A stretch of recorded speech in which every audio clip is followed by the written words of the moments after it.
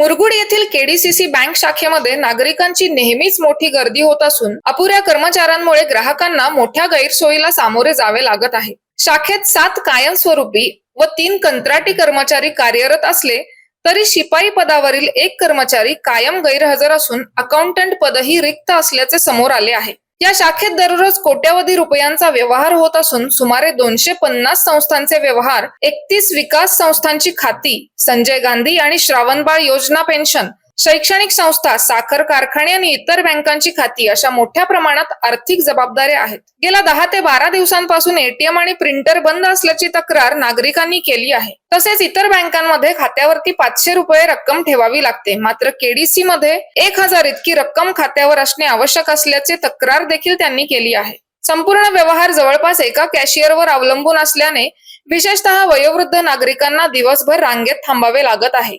शिपाई नसल्याने शाखेतील कामकाजातही अडचणी वाढल्या आहेत। नागरिकांच्या समस्या जाणून घेण्यासाठी मध्यंतरी बँकेचे संचालक प्रताप उर्फ भैया माने यांनी शाखेला भेट दिली होती। शाखेवरील वाढता ताण लक्षात घेता येथे तातडीने कर्मचारी संख्या वाढवावी अशी जोरदार मागणी नागरिकांमधून होत आहे। डॉक्टरांनी ऍडमिट होण्याचा सल्ला दिलाय, पण स्पेशल रूम परवडत नाही। मग टेन्शन घेऊ नका।